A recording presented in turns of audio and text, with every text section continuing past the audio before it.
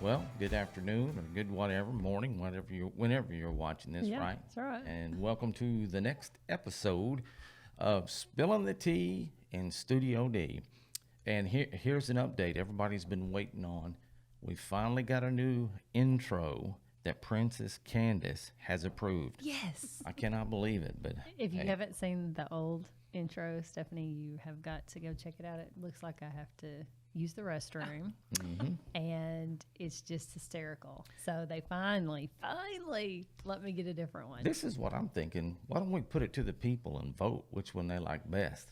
No, they can always just go back and watch season one. I don't know. You know. It may work out that way. Hopefully. But we're not here to talk about us today. I don't know. well, I say that every time we're here, we're talking about Candace. Yeah, So, because anyway, Studio D yeah, is supposed to be Studio Dawson, but we always say it's Studio Darren. yeah, there and we go. don't forget that, right? Well, we're very honored today to have Stephanie Manning with us from the Gurdon School District, GT teacher, right? Yes. So, how about you just get us started by telling us kind of your pathway to education and even Gurdon? How about that? Well, my pathway to Gurdon starts very early because that's where I'm from. All right. So That's Okay. awesome. I grew up there. We have an interim superintendent right now, and he asked the other day how long we had been in the school district, and I said about 41 years. And he said, "What? You look great." So I started kindergarten there. I graduated from there in '94. Went to Henderson. Was going to be a magazine writer, Wow. and some things happened on campus in different departments, and then I changed my mind, and I was going to go into high school and be the an English teacher and work with the yearbook and things like that. And then just kind of got into some of those classes and realized that wasn't for me, and then started elementary and discovered that I loved it. Loved early childhood. Took those classes with Pam Davis. Loved her. She taught me so many things. And then I graduated in December and couldn't get a job. I Right. worked at Yeah. Elkhorn Bank when it was Elkhorn Bank, Aw. and had a great time there. And then in the summer of 1999, I was still working. Had a couple of interviews, nothing worked out. And then 2 days before school started, Hot Springs called me and said, "Hey, we've got a third grade job open for you." And I was like, "Yes, I will take it." So I worked there for a year, came back to Arkadelphia and taught pre-K at Parrott for 3 years, and then finally got home to Gurdon and taught math for 8 years there. And then Go math teachers. yes, loved it. I at first started it and I thought, oh, I can't do this. And our principal at the time said, "Can you teach?" And I said, "Yes, I can teach." He said, "Then you'll be fine." And was going to do that for 1 year until another pre-K job came open, and just kept staying and taught there for 8 years. And then the GT coordinator was leaving, retiring, and I said, "I want your job." And Oh, that's so awesome. it was great. I've learned something from every job, every department, every grade. So Same. Yeah, I mean that's absolutely true. I mean, there's so many different jobs within the school district, and like you're saying, anytime you change that, you're learning something, yes, and it's never a dull moment with kids, no, and it sure isn't with GT kids. I mean, it's just one of those situations where that a lot of times they outthink the adults. You know what oh I'm yeah, saying? you can't ever think that you're the smartest person in the room. Right. They're always right. a step ahead of Yeah. Yeah. Very, very analytical, right? Very. So, Don't ever tell them to take their seat or turn around, That's because right. they will do that. oh, absolutely, very literal. You're absolutely right. So, got kids? I have 2 daughters. Yes, one. My oldest daughter is a freshman at Henderson this year. She's Okay. going to be cheering. All right. So Oh, we're excited that's to go watch awesome. her. Yes, and then my youngest daughter is 15. She's a sophomore at Gurdon this year. She plays basketball. She's a great basketball player. She also throws disc and shot for the track team. Right. So you stay busy. We are busy. Yeah. Yeah. We are on the road. Yeah. And your husband, he's in business as well, education. Yes, he started out as a teacher and then moved to the principal role at Gurdon for a long time, and now he's with Archford Co-op. Yep.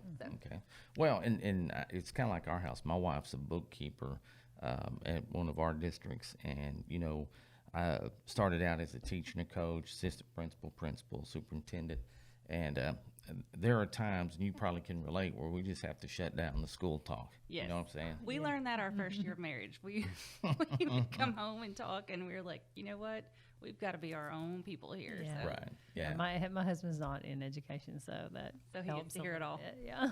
Yeah, and the other part of that, I mean, you think it's bad with your spouse, the kids absolutely hate it. They're like, really? Okay, let's Yeah. quit talking. Yes.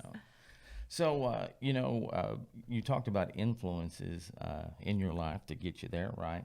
How important do you think that is today as far as setting a great example for kids?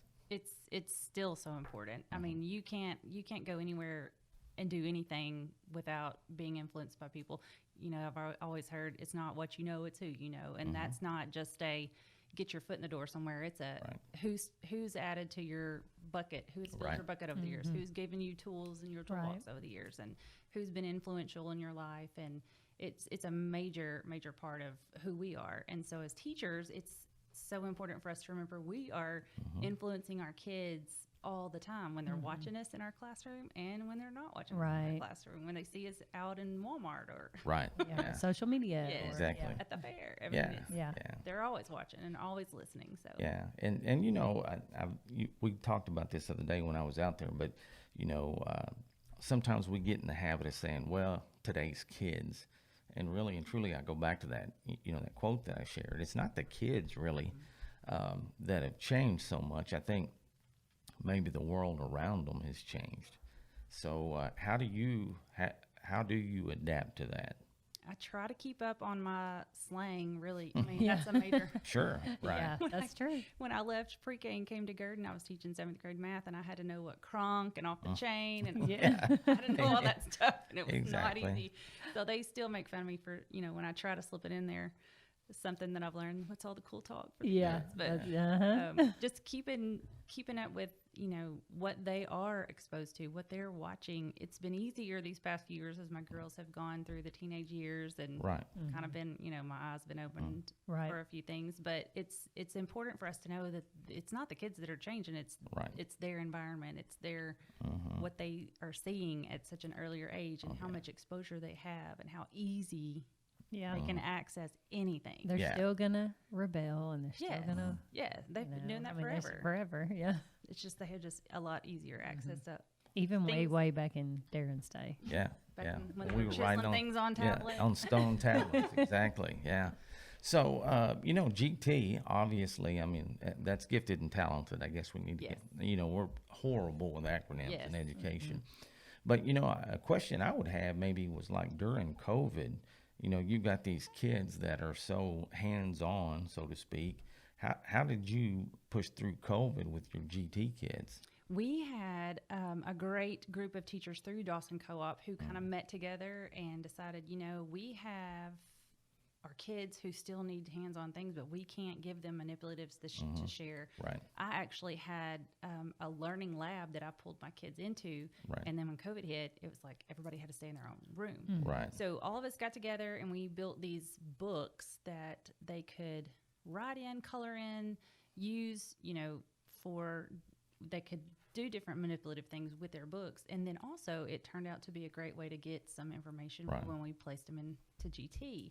And we did that kindergarten, 1st and 2nd grade, and it was great. The kids loved it. We called it the Big Brain Book. Wow. And I would like come that. in and they were like, Big Brain Book. And I was like, well, my name's actually Miss Manning, but You're like, I'll take it. yeah. But there was a lot of adapting.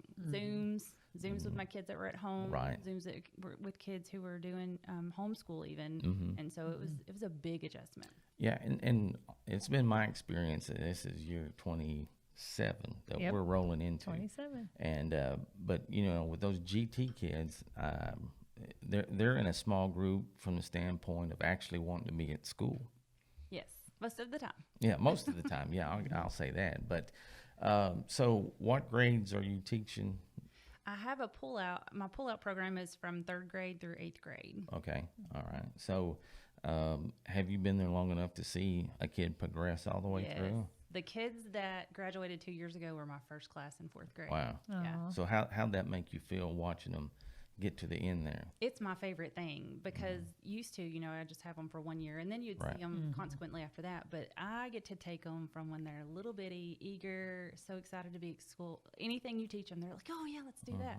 Until the part where it's like, I really don't want to do that. No, Miss Manning, Right. Yeah. you need to get over that. Yeah. But then, and then I go into the high school. I try to get in there. It's been hard the past 2 years, but I try to get in there at least once a month and see them and then to just talk to them about what they plan on doing with their lives, how they want to continue their education or go into the workforce or what schools they need to get to. And then we can also get to the who Right. Well, I know this person who does this job or I know this person at this university. So it's great to build those connections with them and kind of bridge them into adulthood. Right. Yeah, that's awesome. I love it. And we're sitting here talking about GT. I guess maybe if maybe go into that and put them, well, I start to say simpleton, but even lower than that, Candace, something she could understand. So Studio day. Studio day.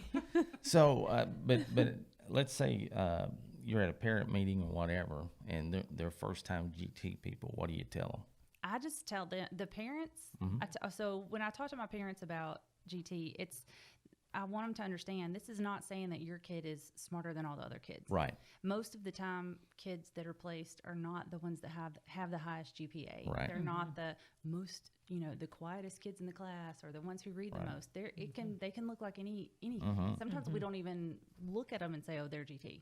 Right. Because they don't come with a label. Sure. Right. On their head. Right. Sometimes we have to dig that out of them. But I also want them to know that there's productive struggle in the things that we do in GT. Sometimes they're the kid who knows all the answers on the test in their classroom. So when they get to my room and they don't make 100 or they're not successful the first time they try to complete a project, it sometimes is a little disheartening. And, they may come home crying or say, I hate GT or I don't want to do this anymore. But continue on in the process and just push through. Stick with me. I try to instill grit. Yeah. Because Oh, kids absolutely. need that so much these days. Well, and you're right. We talk about failure being part of the process for adults, but I think the earlier the kids learn that you learn from failures just as much as you fail with failures. Yeah. I was telling Darren, my daughter, she's in radiology tech school. She's in college, and first day on her clinicals, and she just came home and I was like, oh my gosh, I did messed up. And I'm like, that's part of life. Yeah. We all make mistakes, and the point is you learn from them. You get up the next day, you hold your head up high, and you work hard and try not to make the same mistake again. So, well, I like that term you use, productive struggle. And I think, if they can wrap their head around that a little bit, and I think what I've known and noticed from GT kids in the past, there's a lot of self-inflicted pressure. Yes. And so that's something else you got to navigate. I try to create environments where they will fail because some of them, they haven't so far. right. And so I try to always give them a place where they're not going to succeed on the first try. Yeah, I think that's good. But later on, after they've looked at what's going on, talked to other peers about what do you think I should do, or try to come up with some different ideas on how to solve a problem that will help them be more successful. So, with that being said, let's talk a little bit about the process. A kid identified or I don't know, nominated, whatever they call it these days. What's the process once that kid wants to get in GT? So the state of Arkansas, we're so blessed in the state to have standards that we go by, and our state fully funds GT programs throughout the state. Every school is supposed to have one. So we're so blessed with that. So we have a set of standards that we go through. When a child is nominated or a teacher in the hallway says, "Hey, I think this kid needs something extra," we take their name, we get parent permission to test them, we look at different sets of data. We have two objective measures, two subjective measures, and then a creativity piece. Subjective is going to be teacher grades, classwork, things like that. Objective is going to be standardized test scores, things like that. So we take all that information, any information that we can get, and it's not just those 5 things. We can have 10 pieces of criteria. We look at all that. There's an administrator, a counselor, me, the GT coordinator, and then there's at least 5 people on the committee. The panel, we go through all the scores, and we look at is this going to be beneficial for this child? Does Right. this child need a differentiated piece of their education? Would they succeed, or is this important for them to be pulled 150 minutes a week out of Right. the regular classroom? If the answer is yes, then they're placed in that program. Right. If the answer is no, we continue look, because there was a reason they were Right. their name was brought up. So we can look at, doing some creativity things with them in the classroom, or Right. pulling them for special projects, different things like that. But So what creative tests or do you guys use? I don't want to say, because then I don't want somebody to go out and look Oh, that up. sure. We just look at different ways that they, one of the classic ones is you take a piece of a picture and you finish Yeah. the picture. Oh, yeah. Yeah. Okay. Yeah, that's Take a the one. squiggly line Well, and yeah. create something out Yeah, of it. that's what the one that when I'd sit in on the committee, same thing. Yeah. And it's really, it's really interesting and, neat to kind of look at what each kid sees out of that. Yes. Because to me, that's an eye-opening exercise for educators. You may start with the same block, but by the end of the day, they Yes. build it completely different. And I do those with kindergartners, first graders, Right. second graders, and I love to see how they progress over those 3 years. And then I'll also love to take the kids who are in GT when they're in third or fourth grade, those pieces of paper that Right. they drew back when they're seniors. Oh, that's Right. And they just neat. laugh at themselves and go, "Oh my gosh, I can't Yeah. believe I drew Right. that." That's really But it's neat. so cute to see Yeah. how they progress. Well, a school your size, right? And this is the other part that I've had to work through, because I've worked at both what I would call maybe rural schools for sure, but then the more, I don't know what's the word I'm looking for, metropolitan, if that's a word. But the thing is, there are GT kids in every single district in Yes. Arkansas. Yes.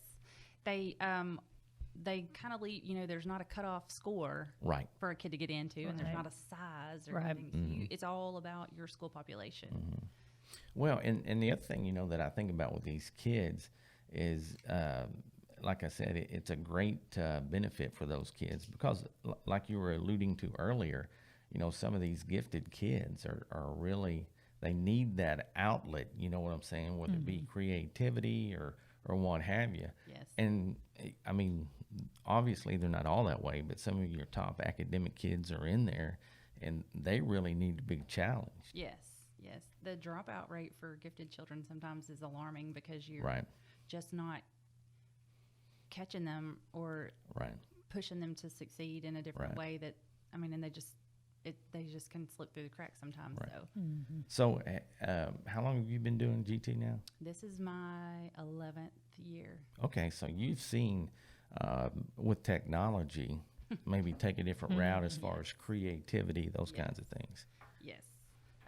Google Classroom, everybody is yeah. like, oh, Google Classroom, but especially during our shutdown, it was a major piece of Right. how we get projects out to the kids, how they can do some work, how you just communicate back and Right. forth. And Right. we've used that a lot, but also just having them do work with 3D printers and Like graphic yes, design or things like that. podcasting. This is Yeah. another Yeah, thing. you didn't know you were going to end up on the podcast Look, today, I did asked you? one question in a school-wide Right. thing, and it was a private question. I was Right. like, "Hey, come here." Yeah. Right. She's like, "You're going to be on the show." So. Right. Yeah. Well- But it hasn't been too bad so far. Yeah. has it? Well, and what I would tell you, if Candace can do it, Yeah. come on, That's what I- anybody can do That's it. You what know what I'm that's what saying? I said. For sure. For sure. This is not my wheelhouse at all. Not mine either. Yeah. But even technology from the kids' side, it's amazing what some of those kids can bring to Yes. the table. We're 1-to-1 in Gurdon, and sometimes I get scared about, what you can do. And sometimes I'll bring something in. I'm like, I don't. Here you go. Yeah, Yeah. Here's exactly. the supplies. Show Right, me. Show me right. how to. Don't know. yeah. Yeah, Teach yeah. teacher. Yes. Teacher. Get on YouTube and figure it out. Well, that's it. I started to say they're probably going to YouTube it, and Yes. That's been a major change in education. Is not we're not providing information to these kids. right. They already can get the information Right. at the Yeah. in the palm of their hand. They Yeah. can grab it, but we are to guide them and to show them how to use what they can do and what they know and how to research things. And Right. Wikipedia is the devil. And Right. Yeah. Well, and the thing I think too, as a society, not only in the school business but as a whole, I think they're starting to embrace the fact with technology and more specifically phones. You know, if they can be a big hindrance, but they can also be a big benefit if you keep them within the boundaries, I guess. So. Isn't that for adults too? Oh yeah, Yeah, for sure. for sure. Yeah, probably more For so. Sure. Adults we're just big kids, you know. We didn't have all this when we were kids. I know. Right. And, you know, I had a friend of mine that taught science, and they were like, you know, I'm to the point now, you know, it's almost ridiculous with the periodic table to even roll that out there because they can look that up. You know, why are we wasting time and memorizing? Well, it is good for Quiz Bowl. Yeah, well, that's true. They need to know it. That's very true. And I know. so- I told my sister and my cousin, I was like, it's going to be hilarious, you know, if we make it to our 90s and we end up in the nursing home and everybody's all these 80s and 90-year-olds are on their phones. on their jitterbugs. Can you imagine? Yeah. So, Quiz Bowl, are you connected to that at all? Yes. Yeah. Yes, So, I start my little ones out on Quiz Wow. Bowl. We love it. We actually this year in the 2019, and then COVID hit, so we didn't go. But this year we went to the national oh, wow. competition in New Orleans. Yeah. We did good. Oh, Yeah. Oh, that's yeah. It was great. exciting. It's so fun. It's such a great trip. The kids have to fundraise to get there. You know, we fully fund our whole trip, Right. and then they get to see architecture, Right. and different culture, a lot of culture Right. in New Orleans. Yeah. Sure. But to eat so good, you know, Right. all that, it's a fun trip. Well, and on top of that, I think why those kinds of trips are important too is they need to understand. I mean, Gurdon, Arkansas is not a whole lot different when you get right down to it to New Orleans as far as kids and what they Right. know, that kind of stuff. Right. I mean, kids are kids. That's right. Yeah. Anywhere you go, they're kids. They're the same kids, and they have people coming from Alabama and Texas, and I mean, just they get Right. to see all those different Right. groups Yeah. and school groups, and And you know, in the past, I've seen some of these GT folks, you know, and how they roll around. But so it's good for the kids to be able to know that they can compete. You know, Yes. larger schools, that kind Yes. of stuff. So And one of the fun things we do in Dawson is that we have a group that we do have Quiz Bowl in our co-op. We'll go Right. and have competitions, fourth graders against fourth graders, or right. Right. eighth graders against eighth grade, and also chess. We do a Oh, chess yeah, competition, and then we also have a great group. A lady from Malvern, her name is Brenda Rush, and she and a few other people have gotten together, and they have STEM days. Oh wow. Science, Okay. technology, engineering, Yeah. and the whole group of kids just get together, build a roller coaster or a putt-putt Wow. golf course or something that's like that. It's amazing. Yeah. Wow. They put a lot of work into it, and the kids have the best time. So last couple of years, GT trending up, down, around. What do you think? What do you mean? As far as the importance being, I guess, given to GT. Like I said, Arkansas is really good about making sure that we have advocates who are Right. in the legislature saying, you know, Right. we've got to keep this funding. So Right. we are very fortunate with that. But it's a statewide initiative that Right. we have, and we keep Right. it. So that's good. Yeah. And I think, you know, a lot of the legislators, where they come from is the fact we want to eventually keep these folks, get them In back in the Arkansas, state. yes. you know. Right. So, Brilliant minds. Yeah. We need to keep them here and Absolutely. keep the state going. Yeah, yeah. Well, before we get out of here, what we like to do just fun questions, I guess, right? For instance, Random. if you, I mean, you've already said some of that, but if you could have picked another career outside of teaching, what would it have been? Well, I do like acting a little bit. Oh, okay. I would have, I don't know. Now I say I would like to redo furniture. I think Yeah. that's pretty Right, right. relaxing and Right, taking trash to treasure, and right. I like that whole thing. Well, I have a bachelor's in radio television from ASU, right? So when I decided to go into teaching, oral communication was going to be my ticket to get in there because there wasn't a lot of us around. But little did I know, when I signed up at Henderson, I had to take like all these drama classes. And let me tell you, my coaching buddies had the biggest time with that. They're like, and my very first year there, I was at Jesseville, and the oral communications teacher was leaving. And I mean, she was just, you know, one of these powerful people. And she said, "Hey, kid, come here." And I was like, "Uh-oh." She said, "How about you do a play this year on my last year?" And I was like, "Okay." So anyway, did a little one act, went good. And But yeah, and really, if you think about it, as teachers, you got to be somewhat of an entertainer. Yes. Yeah, I know. But I was like super shy in school, and I hated oral communications. I was so embarrassed. Were you the kid that like broke out in a sweat and all that stuff? Probably. Yeah. I mean, that's why I'm like, I'm on a podcast. What? Yeah. I just don't watch it back. It's okay. You Right. get to a certain age, then you're just like, You I just don't don't care. I know. That's what I tell That's Darren. right. I'm like, you get older, you get more confident. Yeah. And, now Say I'm whatever. loud and Yeah, who cares? Kind of obnoxious thing, at yeah. times. Right. Another thing we love to talk about is like a playlist in your car. I mean, what kind of music you listening to? I'm not good at playlists. My daughter helps me with that too. She's like, give me your Spotify stuff, and I'll just figure it out. 70s rock, the Right, Eagles, right. Allman Brothers, all that. Yeah, that's what Candace stuff. grew I up on. love right? that. Look, I Hey. do. It's okay. Yeah. Yeah. Well, and mine's very eclectic too. I worked in country when I was on the radio, so and the thing that really just cracks me up is I bird walk like crazy today, but there's this big push to go back to the 90s country.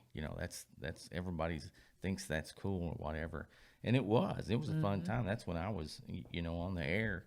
And so I don't know. I guess just like education, sometimes what goes around comes back Yes. around. So, Yes. Come on back around. Yeah.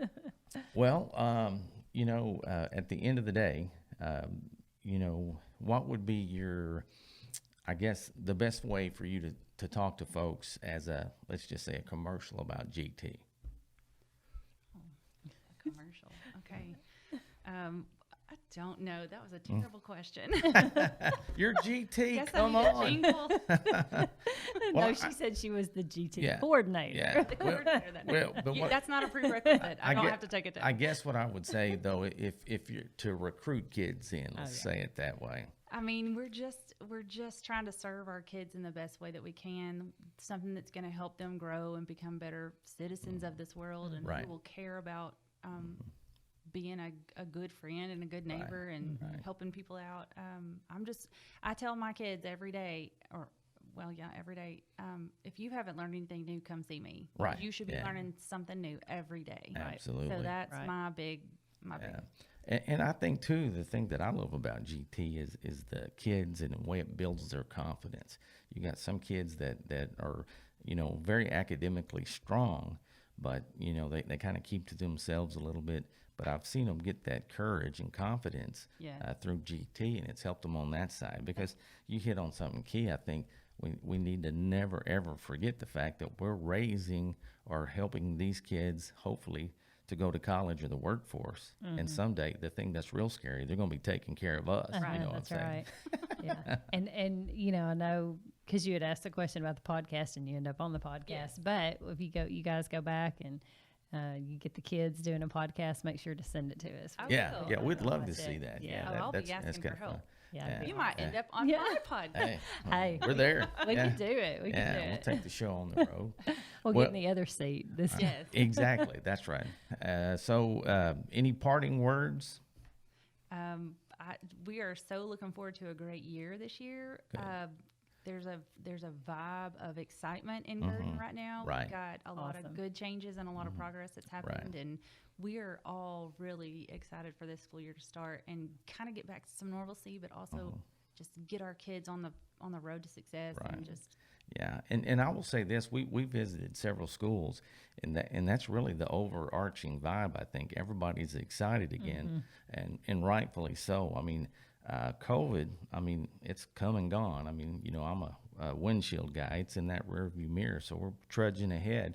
And I'm excited, and when the teachers are excited, it's just tenfold for the kids. So It is. It's been super nice to meet you. Yeah, today. it really has. Thank Yeah. you so much. Yep. And again, when you get your podcast rolling, just if we can help out in any way, just let Okay. us know. All Thank right. you so much. That's going to wrap it up for this edition of Spilling the Tea in Studio D.